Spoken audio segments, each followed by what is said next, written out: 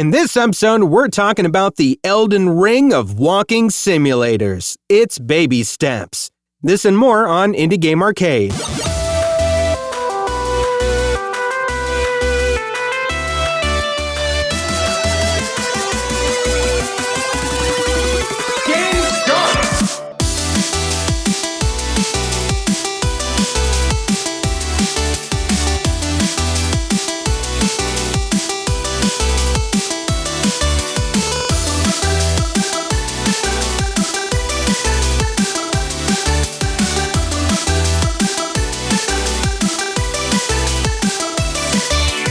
Hey everyone, welcome back to Indie Game Arcade, a podcast that deep dives into the latest and greatest indie games. My name's Chris. I'm Joseph. Sorry, I was laughing off before we got it going at my own joke. I was laughing at my own joke, guys. That's how stupid I don't even understand the joke yet. I'll need you to elaborate. It's because it's a walking sim, but it's the hardest goddamn walking sim you've ever played. Oh, okay. Yeah, that's so Gotcha. You get it. It's the Elden Ring. Now I get it. All right, so maybe it's not so funny now. The sign of a good joke is one you have to explain. Yeah. Yeah. All right. Well, there's a reason they won't let me back on Comedy Central. Game start! We're here to talk about baby steps. Or should it be like baby steps?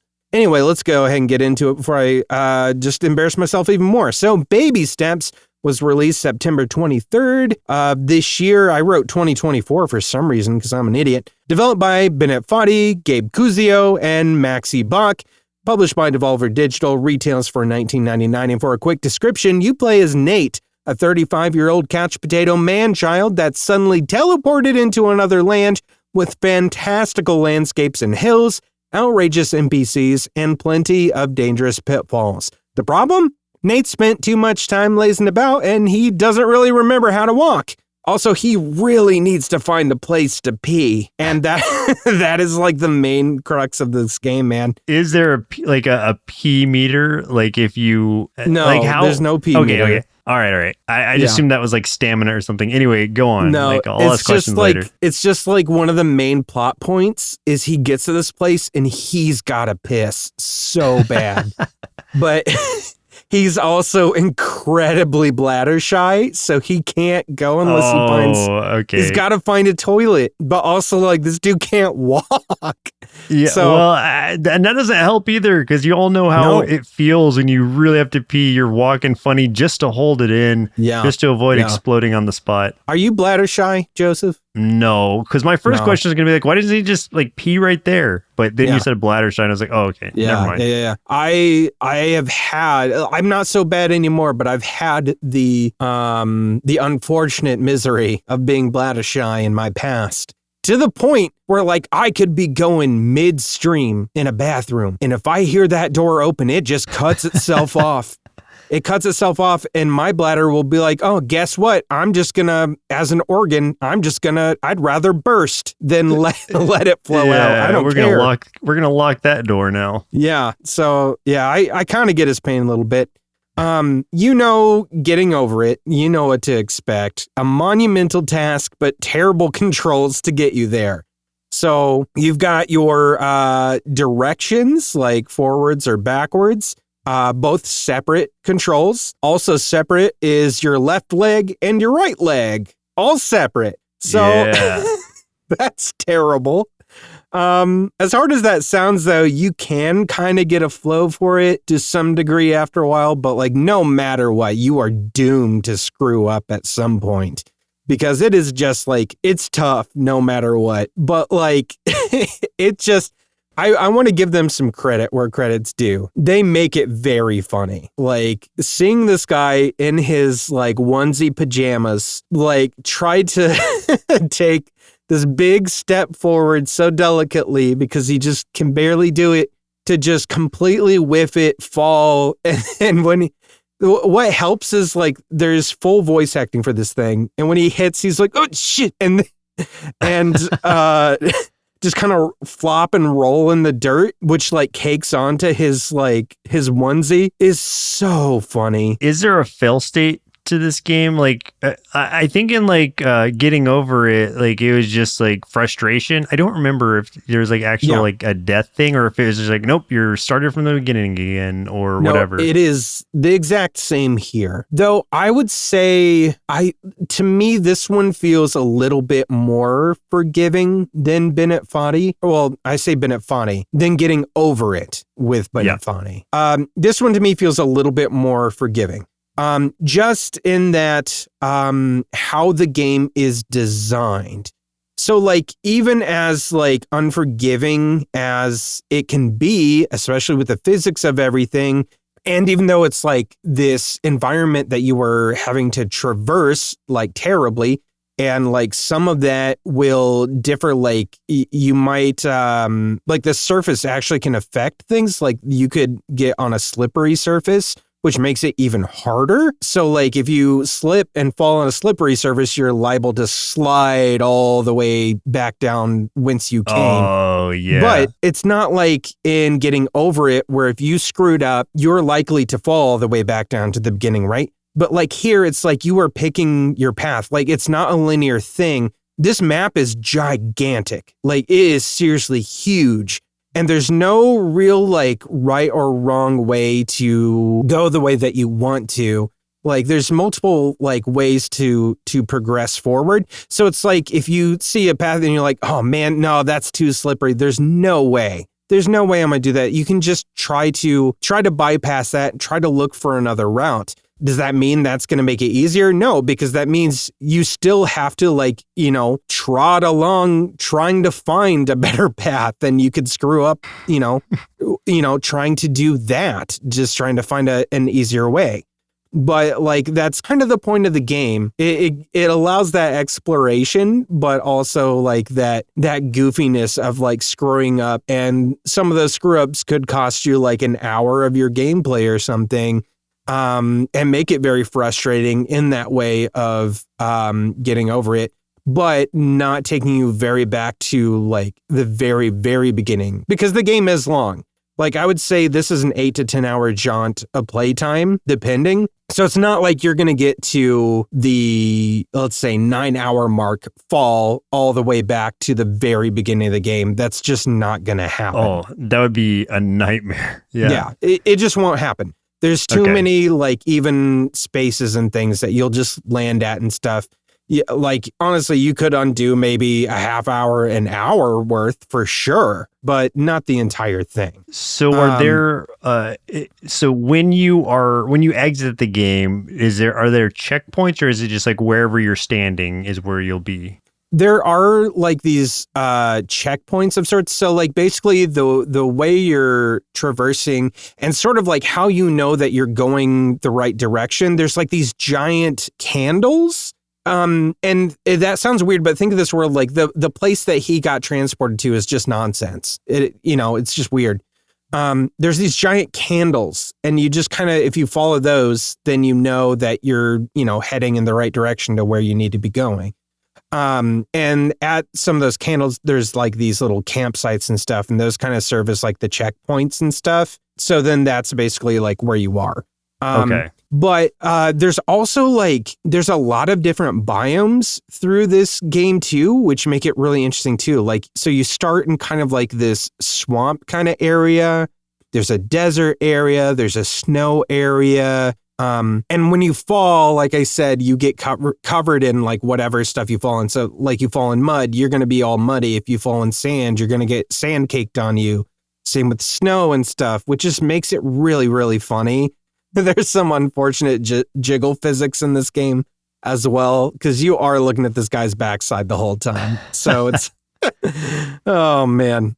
There's also some unfortunate jiggle physics for another reason, for some NPCs that you'll run into. I'll explain in a little while, but I guess, you know what? Let me get into that. There's a lot of NPCs in this game, which I did not expect at all. And the very first one you run into is hilarious. He's my favorite one. He keeps popping up throughout the game. His name's Jim. This guy is just this overtly, absurdly helpful guy who just kind of knows the land. He's constantly trying to offer you help. And this is what makes me love this game, is because of like the dynamics between characters like Jim and the character you're playing, Nate. So Nate is incredibly awkward to the point where it is hilarious when NPCs like Jim will show up and like they're trying to help and Nate is just too shy and too awkward that he won't take the help even when he desperately needs help. So like you'll really early on, you'll run into another NPC like this hiker at the very first campsite you get to, who's just like, oh, you're doing this thing too. And this guy looks very prepared for what's going on. And he's just like, oh yeah, Jim gave me this map. Hey, do you need a map? Like, I'll get you a map from Jim. And Nate's just like, no, man. I'm experienced at this. I'm good. And like, he's just so awkward. He doesn't want to know that he needs help. So he'll just shrug it all off when you know, like, it, you know, as a player, you're like, yes, please give me a goddamn map so I know where to go. And it's just like, nah, I'm good. No, thanks. There's even like one point where someone offers him a goddamn hook shot. And he's like, no, I'm good. Oh, man. It's just like, it's so funny to me because it's like that idea of it's really toying with the players, you know, in that meta kind of way of like, here's this tool that can make this game so much easier for you, but it's your character that's like, nah, it's okay. I'm good, I guess. And That's I love that. great. I love that because I know so many people like that in real life. And I've even been in those situations before too, where you're just so embarrassed about like asking for help for something that you just, you know, tell somebody like, oh yeah, you're good. Like, nah, I'm okay. Like if you, sometimes it's shyness, sometimes it's embarrassment, sometimes it's pride, depending on what it is. But exactly, just accept help. Yeah. But yeah, he's just constantly turning everyone down when they're just trying to help. And that was cracking me up every single time it happened. Some other people that show up are these anthropomorphic donkey people. Oh, wonderful. Who don't wear, and this is kind of like a poking fun at the idea of like almost like the Winnie the Pooh type characters. So like they'll wear shirts, but they don't wear any pants. And they've got some massive dongs that are just flapping around. That's hilarious. So I gotta say, if this is a game that you want to stream, you have got to turn on the filter to for real. Give them underwear or something. So what it'll do, it'll put like a little, and this is even better. It's even funnier. It just puts like a black bar over it. Oh, so that's like, pretty good. If they move, you just see the black bar swing a little bit and stuff, and that's just funny to me. That's so goddamn funny. There's also like this little village, this tiny little Gulliver Travels-esque village of these tiny little naked people that'll be yelling at you because you have to walk over their village to get to where you need to go at one point. So there's a lot of cutscenes with stuff like this that are just the humor of it is very good. It's that sort of like I mean, Bennett Foddy's like an Australian developer, but like there's kind of that flavor of like British Australian-esque kind of humor where it's just so absurd and just over the top. What it does is it reminds me of like if the Monty Python guys from back in the day, if they had traveled through time and then played a game like a Short Hike or some other like walking sim or something, and then we're like, let's make a game about a guy who needs to piss but can't remember how to walk and doesn't see a toilet anywhere. Yeah. Like, that is 100% what this game feels like. And I think that pitch alone is going to appeal to a very specific audience because to me, that sounds hilarious enough to work. And I think it does in the exact way it's supposed to. Just even thinking about like some of the stuff I saw in my brain, I keep going back to it and it keeps making me laugh. There was this one part pretty early on too where like I learned that even if you like screw up, you fall back to a certain point. There's almost always like something for you there. Like, so I was going, I had this rhythm down. I was going so far and then I saw something in the distance, like off the kind of beaten path of where I was. So I was like, oh, I'm going to start going that way. So I start going, I go across this like wood plank, fall off of it, fall into what's looks like kind of like a, maybe it was like a dried up like waterfall-ish stream kind of thing. It's just like a really slick, long mud slide at this point. And I'm sliding down forever. And like it takes me past all of a sudden, just as I'm like falling down this thing, I see like some random like vendor, like a store set up like somewhere. And I'm like, what the hell why is that there? And I'm just like, okay, if I can get back up, I want to get to that, you know? So it's like, even like screwing up, there's just some interesting things and stuff to see in this world that makes absolutely zero sense. And honestly, like, if you've seen the art of it too, the art's not that great, but I think that's purposeful. Like, it looks like a bunch of stuff you'd see out of like a early Half-Life mod library or something, or like an Unreal Engine asset pack, you know, just a bunch of stuff thrown together. And even the music at points is just like a bunch of obnoxious sound effects all cobbled together, like barking and horns. Which just feels awful, but I mean, it's obviously the point. Like, you know, it's a game that is meant to be a parody of the hero's journey, or like the self-realization that you get from games like A Short Hike or Dear Esther or Celeste. Like, Nate's not trying to overcome like insurmountable odds to prove anything to himself. He just needs to piss. Sometimes that's the biggest challenge of all. Right, exactly. It elicits the exact response that it's supposed to. It's not a game to keep you coming back and like, you know, replay and replay. It's meant to frustrate you in funny ways, and it's meant to be a hilarious time to make your best attempt to try and beat, or to, better yet, watch people on a stream do it with like a group of friends or something. Like, that is the perfect setting to play a game like this. So for that, this definitely gets my recommendation. I think it is a really, really fun time. This is one I definitely been looking forward to, just as much as I enjoy getting over it and enjoy like raging over that game. This is another one of those rage-inducing, but I guess to your point, seems a little less harsh, and maybe even more like goofy, to the point where it's like, okay, I don't think I'll get as upset with this game, and it doesn't seem like you're resetting as much progress as you would, which is a big benefit. But I'm sure later on in the game it gets very, very challenging. Yeah, the very last kind of like biome-ish kind of area that you're in on the map is the snow area. Oh my god, that is difficult. Yeah, so that's cool. Okay, heads up, I gotta about try that this one. Yeah, it's funny. It's definitely worth the time to try. Power up! Hey, if you're enjoying this episode so far, do us a favor and throw us a like, a follow, share the episode of the podcast with folks who love indie games so we can get more of these game recommendations out there and support indie game devs. We also have our YouTube channel at youtube.com/nerdsloth, where you can catch us playing more indie games, or check out our top 5 and top 10 series for even more indie game recommendations, because we believe there's an indie game out there for everyone. Combo! Let's talk about some other indie games we've been playing this week. I played the early access of Aethermancer, and I want to ask you, Joseph, what would you say if your Pokemon could actually just die? I mean, I've done enough Nuzlocke runs to know how that feels. Here's the thing, you can't actually resurrect them, though, at least, so. But they do die, but you can resurrect them. So it's not like in Aethermancer? Yeah, it's not like in Pokemon where like you can, they just like faint or something and then you fix them up. Here they literally die, but you can resurrect them at a certain thing. I'll tell you how.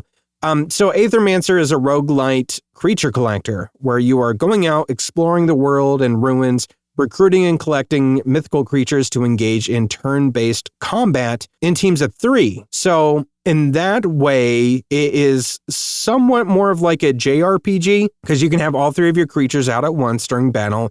You can choose who attacks when. They each have different elemental-based abilities and weaknesses, just like, the best of creature collectors. And you, as the Aethermancer, also have a few moves that you can do to aid them, like giving them temporary shields or healing them. but those are incredibly limited, like to the point where I hardly ever used them just because I felt like I need to save them for like the moment I absolutely have to. So yeah, just know that big limits there. You can find gear or items that each creature can hold. They can only do one. But those are very powerful and can really enhance their skills quite a bit. But like that stuff is completely up to RNG.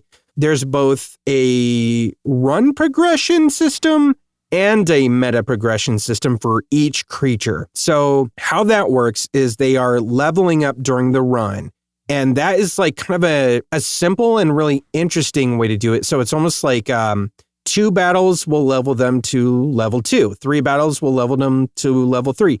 So, et cetera. And each time you're presented with a list of 3 rewards to choose from for those creatures, which could either be like a new ability or an enhancement to an existing one. If you lose the run, they lose all of that XP, and the next run you go on, they start over at level 1 with their basic abilities, like essentially a blank slate. However, with the meta progression, there's a worthiness system that is also going on, which sticks with each creature in that like meta path outside of the runs, where it takes a lot longer to level up, but it provides permanent stat boosts and abilities, which is really, really cool. So like, even if like you have failed a run, they got to start over. But like, let's say this is like your, 20th run or something like that. And they have like a worthiness level of, maybe 2 or 3, then they're not necessarily a blank slate this time. They've probably got a few things with them and they're going to be more powerful than like another one would be. So, to talk about like some of the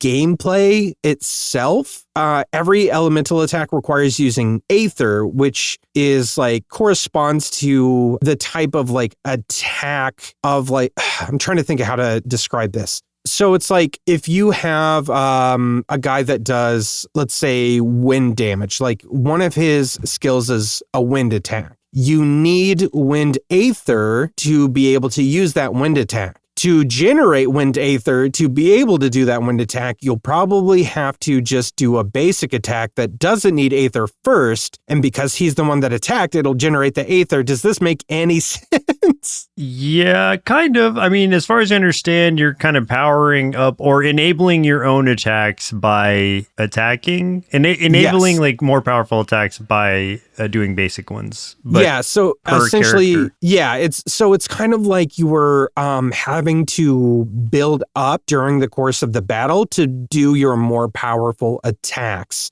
Yeah. And so that's sort of like setting a tempo for each battle.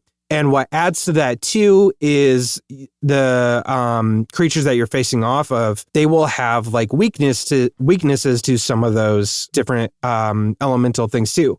Luckily in this game, there's only 4 like elemental, attacks and stuff. So it's like pared down quite a bit from something like Pokemon. But let's say, because I was talking about like a wind attack earlier, let's say we're facing off against someone that has a weakness to wind. If I pull off a wind attack against them, I have a chance to stagger them, which means they're basically stunned for their next round and they can't attack. So like there is a really huge like advantage to being able to do that. One of the tricky parts is sometimes the special attacks that you want to pull off require like more than one like Aether of like the same kind or something. So it's like the more powerful attacks that your creatures get, the more you've got to like generate stuff first. So like there's definitely, a balance to everything. And to make things even more challenging, some of the enemies will add corruption to you, which is essentially the more corruption you have, the less you can heal because it'll block your max HP. So like think about it in terms of like when we talked about how much we enjoyed the health bar system in Peak and like, the idea of like your stamina, I guess, more likely there. Of like you take damage that blocks you from being able to use your full stamina. That's essentially the same thing here. The corruption will block you from being able to have access to your full HP. There are ways to like remedy that, but it's kind of difficult. So it's like the more that gets applied to you during your run, the more likely that, creature is probably not going to make it through the run. And then you might end up SOL later on. So you've got to really try to balance those things, prioritize, taking out any of the creatures that might start adding corruption, doing all that kind of stuff. So there's a lot of strategy that goes into this. And there is a ton of really good synergies if you can pull them off and really pay attention to what each of your creatures can do. So it's like also important to capture as many creatures as you can, kind of study them and seeing like how they can interact with each other, which is like really, really interesting because like some of them will have moves that will definitely kind of coordinate with like other ones in some ways, which is really, really cool. How you do that is instead of like capturing their physical form in like a ball or something, you're essentially just, as the Aethermancer, capturing their essence. So it's like you do that and there's no like failure for that. Like you're not going to fail it. You will be able to do it. Then you can take them out. You can only have, 3 creatures at a time. That's it. So let's say, and we'll call this the case for like if one of your creatures dies or something while you're on your run. If that one dies and you're just like, you know what, I wasn't feeling that one, I do want to get one of my other ones. What you have to do is you have to find this one like totem that is sometimes like out and about in the world. Use that to revive one of your creatures. And you could revive either the one that, just died, or you can revive one of the new ones, the essence that you just captured.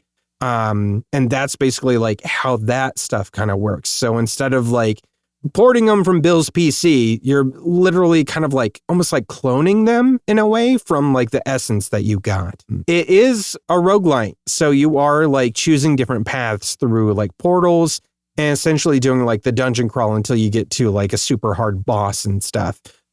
Looks gorgeous, super fluid movement. The combat system feels really good. There's like some glitches in the sound right now in the early access. But I'm sure that'll be cleaned up for the full release. Like, I just love the artwork though, like completely in love with that. And I think it's got a really solid system. There's a lot more nuance to it that I'm like obviously struggling to explain, but it is a very, very deep game. 2 things. One, yes, this is one that I will definitely pick up when it comes out because it looks great. The system sounds fun. I love roguelikes. I love creature collectors. So combination of the two, always going to be my bread and butter. Second thing is it's by the same team that made Monster Sanctuary, which is a game I played through and really enjoyed. So therefore, I know it's going to be a solid product. I'm sure even the early access is formidable, but again, I'm going to wait. I'm going to be patient because I know that when the full release comes out, it is going to be an epic experience that I do not want to get. I don't want to burn myself out on initially. And just from the looks of their release schedule, it looks like it'll be about a year, but also they are going to be really expanding on a lot of what they have here. Right now, there's only one playable class. I guess there's going to be more.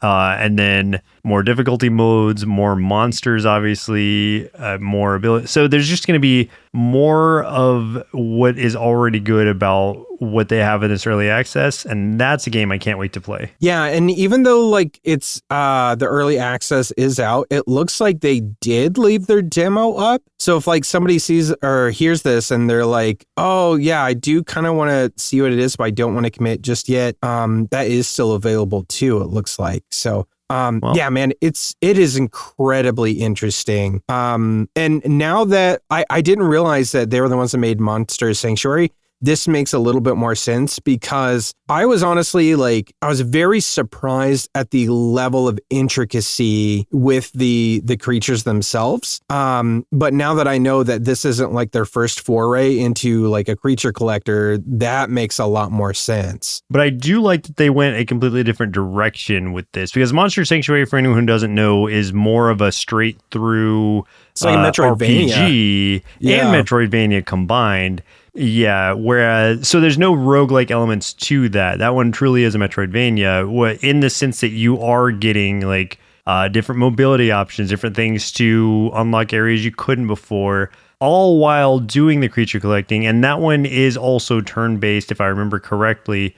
combat, but again, a much different type of game than this one. So I'm sure they're going to crush this one too. Yeah, man. It's really cool. I'm really excited to see what the 1.0 looks like when it comes out next year. I look forward to it. So 2 games, one that we talked about already and another that we haven't, maybe. Anyway, the first one is Flickshot Rogues that you mentioned last week. All right. That is a game. I'm so happy that you've been playing this. Yeah, that's a game I've been having a lot of fun with. It's one where it's like at least because of all the games I've been trying to jump around between, it's one I can have a good solid run in and feel satisfied and not feel like, just one more run. Because so far I've been doing pretty well. I lost my very first run, but then both the runs I did after that, I have succeeded at. So nice. I beat my first run with the Frogomancer, which is someone you unlock after like you're playing for your first run a little bit. She's awesome. And she's literally just like someone who's utilizing frogs in the funnest of ways. It's great. And then the second run I beat with the explodey guy. I don't remember what his class is called. The big hammer guy with the bombs. Yeah. And that one was like, I'm a little surprised I won that run. It was like the more challenging one where I had gotten like, it was an Doom level, how they do the things. Like there's in this one, it gives you a really straightforward path of like, you're seeing yourself progress up this Doom track. And it's like, okay, it's getting progressively harder and harder and harder. And so that's one I am curious to see like what actually ends up being at the end of it. But for that run, it was just like, okay, I've got all these like negative things going against me. Let me just really utilize these bombs. And man, it got so crazy that it was like I would plant one bomb and then that would go off and trigger. It would knock somebody else into something else, trigger another bomb. And people were just exploding all over the place. Sometimes where it's like, it was so random, I didn't even feel like I had much input into that battle aside from planting a couple bombs, because it's like they ended up destroying themselves just by the way they were bouncing. And that was just like really funny to watch. And also I just felt very lucky after some of those battles because I was literally at like 1 health and I just happened to win by them accidentally blowing up and taking out their leader. And that was just really like, so that one I didn't feel like I completely outsmarted anything or like did super great on that run. I just happened to win because of the bombs just going off in the right way. But anyway, that's a really fun game. For anyone who doesn't know, it's a roguelike, but you are literally like flicking around disc with your characters on them. And depending on the character that you are, they all do different things. You either want to collide with them or just be close enough to them that they will be in some sort of attack circle that you have around you. And with the Frogomancer, it's like, okay, first I have to go collect my 5 frogs around the level, and then every enemy that I collide with, all 5 of those frogs will attack simultaneously. And so it just becomes like a little tactical like frog collector thing with her. And there's 2 more characters. I just unlocked the Hunter, but I haven't used her yet. And then there's one after that I haven't unlocked. So this one has just been a really fun game. That's one I'll keep going back to for sure. And the second game I want to talk about is Deep Rock Galactic Survivor, which was just released in its 1.0 last week, I think. That was one I did play some of the early access of because they said that it was like pretty close to what the actual game was going to be. So I was like, you know what, let me just try it out. And that was probably last year at some point, or like either that or early this year. I don't remember. But having now played the actual release, it's like, oh man, they really expanded on some of this stuff to where it's like, yeah, the gameplay is the same, at least as far as like what you're supposed to be doing, but there's so much more to it. So many more elements that were added, so many more weapons, different class types. It's like really expanding on what already started off as like a great premise to the game. Deep Rock Galactic is the game where you are playing as dwarves and you're mining and there's all these like bugs around. And that one is more of a co-op kind of fun multiplayer game. And this one is literally a bullet hell survivor type game, a roguelike. Like a horde survivor game. Yeah. But instead of like a horde of vampires or something, it's a horde of bugs. And so you're just trying to survive, mine resources, and then just follow objectives as you see them while you're getting all these powerful upgrades and things along the way of like either to your weapon or to your survivability, things like that. And I've had a lot of fun with it. It's one where you really have to be super careful. Like you cannot just like eat hits in the way that you can in some like roguelikes or whatever. You have to be very you have to get used to avoiding the bugs as much as you can and letting your weapons really like take care of them, because you are pretty squishy at the end of the day and you will be taken out quickly if you're not careful. I was also playing on the difficulty level 3 of the thing because I had already beaten the first two, or gotten the first two like, I don't know, hardcore things from the early access. So I jumped in at 3 and I was like, okay, I need to like dial it down some because I was not ready for the 3rd difficulty level yet. I just needed to collect more and get more meta progression done now that they had added more of that in. So yeah, it's a fun, tough game, and it just has like a really great gameplay loop to it. So Deep Rock Galactic Survivor 1.0 is out now. Definitely recommend giving it a shot. It is literally not even on sale. It's $13, $12.99. So it's so absolutely cheap. Worth that price and so much more. So it looks if you're nuts. Even if you're not a fan of that game, the original game or whatever, like it doesn't matter. Like this game is completely separate. You don't have to have played the first game. It's just a really solid standalone survival horde survivor game. I love the design of it all. Like it looks fantastic. It's so good. And the sound is great. Yeah, sound design, visually it's great. And again, the gameplay loop, real fun. Hell yeah. I've got one more for you. This was sent to us by, I think it was the publisher that sent it to us. Thank you, Oro Interactive, for the key. This is Easy Delivery Company. This is I actually heard about this one this morning, but go on. Did you? Okay. I did, yeah. Yeah, it's really been making the rounds on like social media and stuff, but it's really interesting. So this is a cozy but like semi-sinister-ish looking package delivery and resource management sim that I honestly expected just to play a little bit and then move on just so I could kind of give my thoughts. But like there's something about it that makes me want to keep playing it. I think partly because the map is way bigger than I thought it was going to be. And the world and the people are just super, super weird. I'll explain why I feel that way, but you are essentially a new delivery driver in this mountain town that's plagued by this extreme blizzard-like conditions. But hey, you gotta make a living, right? So you take jobs, you pick up deliveries, and you take them to where they need to go. You don't sleep, you just consume caffeine to keep yourself going. And as you earn money, you can use that to buy certain items to help improve your ability to make your deliveries, navigate the terrain, snow tires, or like at one part I had to like buy a lighter to burn a bunch of like brush that's blocking a tunnel so I can get to the next town. But it also gives you a bunch of freedom to just kind of like drive around and explore, which was really fun too. Like I literally spent an evening just kind of like part of the time just doing that, just trying to see where all I could go. And sometimes that will end up with you crashing terribly off the mountain because you're just like driving as fast as you can just to see. Like it just kind of like resets you somewhere after you go careening and spinning, but it's still kind of fun just to see it happen. There's also like, there was this weird, there's this weird cryptic thing that happened to me and I don't know what it was, but, so what happened, I'll preface here. There's this idea that you can't stray too far from your truck or you're going to freeze to death, but I just kind of wanted to try it out, see what would happen.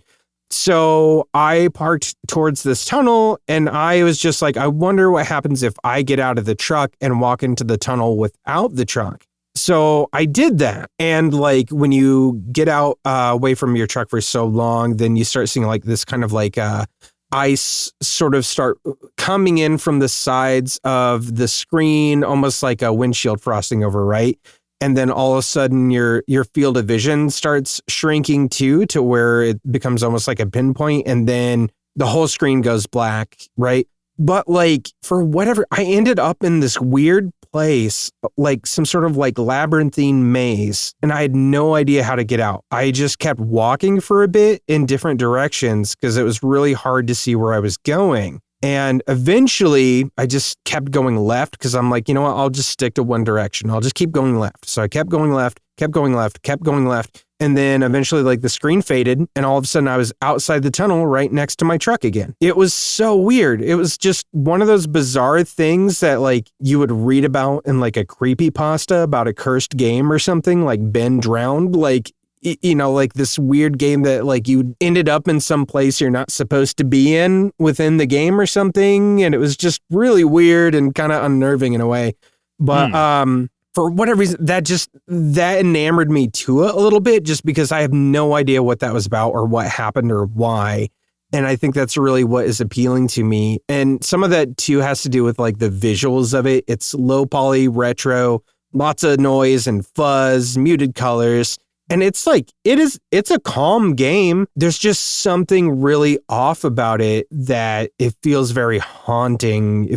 It feels like a haunted game cartridge or something. But like, I'm totally digging it. Like, I want to play more of this, and I can't explain why. I'm like, I need to play more. It is bizarre and I love it. Yeah, it mirrors the sentiments I had heard about it on a podcast I was listening to earlier today, about somebody trying this game out and just having a really like weird experience with it and not being able to go too far into it for spoiler purposes, but also some of it because he's like, I don't even know why this is happening. So it wouldn't even be spoiling it if I told you, because I have no idea what happened. And or like what the true meaning behind it is.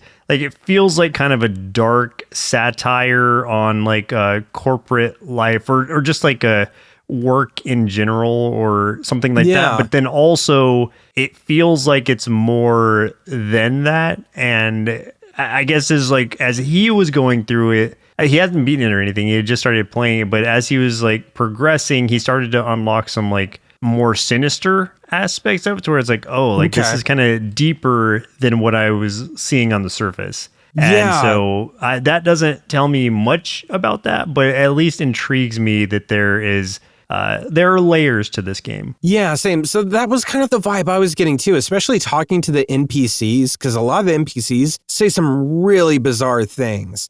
And also, like, this isn't much of a spoiler. Like, right away, you learn that you are replacing somebody. And like, everyone just kind of reacts to you strangely, like almost in a way that they're sort of surprised that you don't know what happened to the person, and surprised that you're even here. So it's like, but you don't know what happened or anything. It's just so weird. And all the NPCs are creepy and strange, and just, I was getting that vibe without them spelling it out, that there's something deeper and something darker in this game, even though there's like nothing aside from that one weird like instance to tell me that there is something strange going on behind the scenes.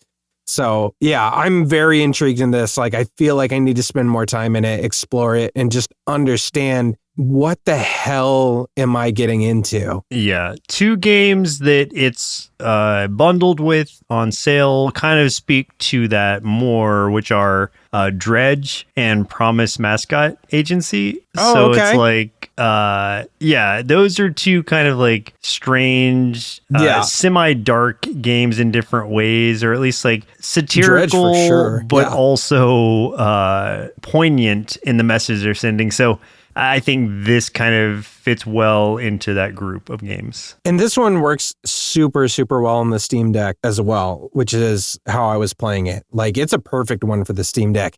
And the fan wasn't running like crazy as I played it. So I don't know that it needs to be plugged in all the time. So wonderful. We'll see. It's a good sign. Final round. Let's talk about some upcoming indie games we're excited about. Okay, I've got a very important PSA for you, okay?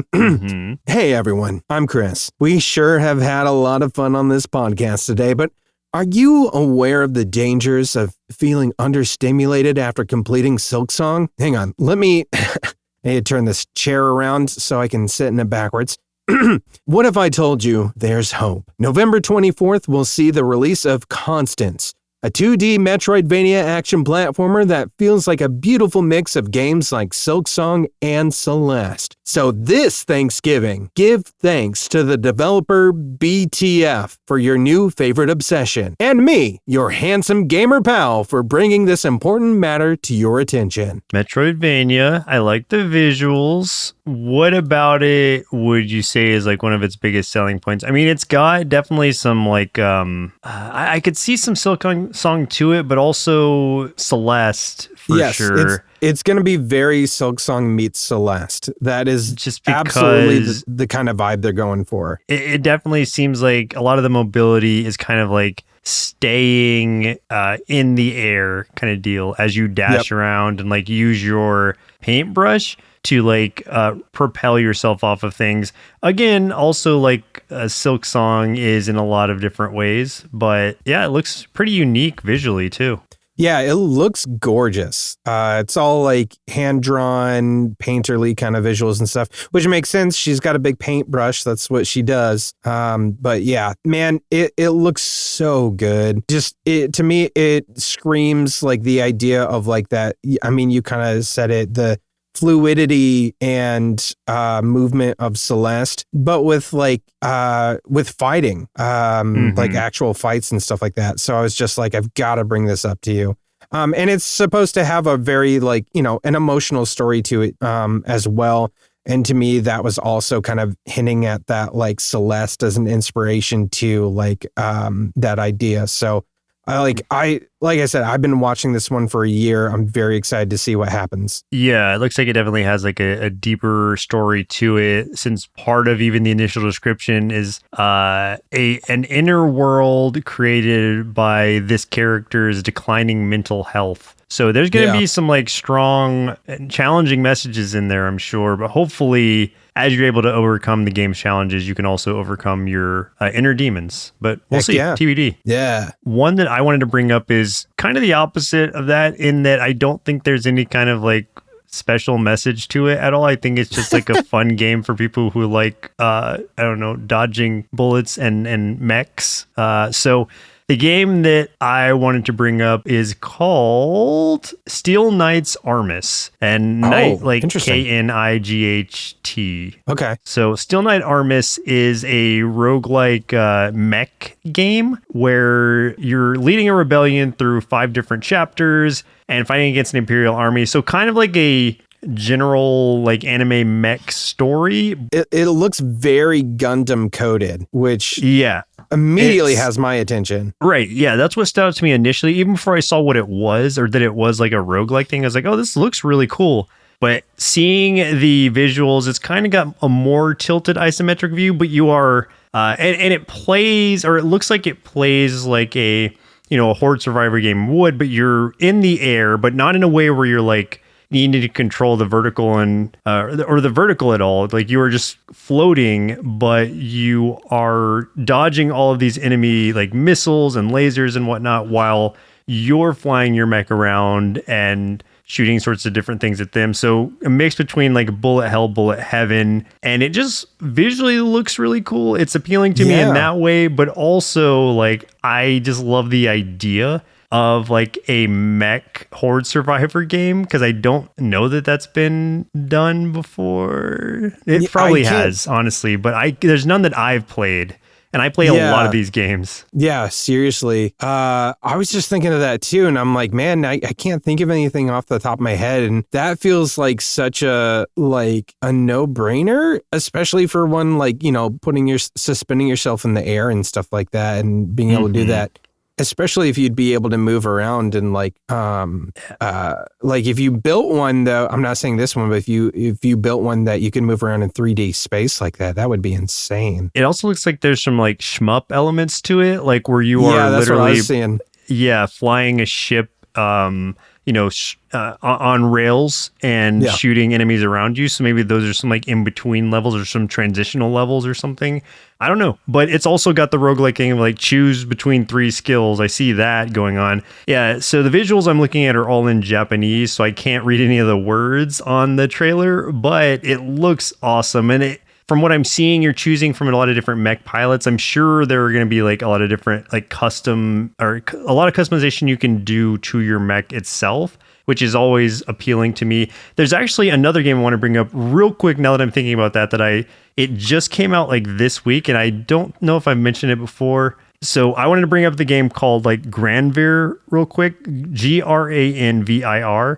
Now that since I'm talking about mechs and mech customization, it reminded me of this one that just came out on September 23rd. So just a couple days ago from when we were recording, where it's a lot more like a low poly, like graphically, like visually, it's not as impressive as like something like that, but it's got a lot more customization options to like literally it looks like you're customizing every different piece of your mech from like the arms, the legs, the head, the torso, etc. And the weapons that you're holding. And this one, I don't know that it's actually, it is a roguelike. Okay, I didn't see the tag in there, but it is. So it's a third-person roguelike mech builder too, with co-op multiplayer. Yeah. And so you're like scavenging the battlefield as you're fighting through it and replacing your parts on the fly. That just sounds really cool. And, like graphics aren't like a huge thing for me when it comes to like the core mechanics being really fun. And this is one of those where it looks like even with its like PS1, maybe like borderline PS2 graphics, I think this one would be a lot of fun. Actually, I'm going to go back to PS1. So it's definitely not PS2 graphics, but no, it just looks really cool. And I'm excited about the opportunity to kind of customize the mech as I go through and just see what this game has to offer. Very positive reviews right now on Steam. Only 74 though, so this one seems like one that's not getting a ton of attention yet, but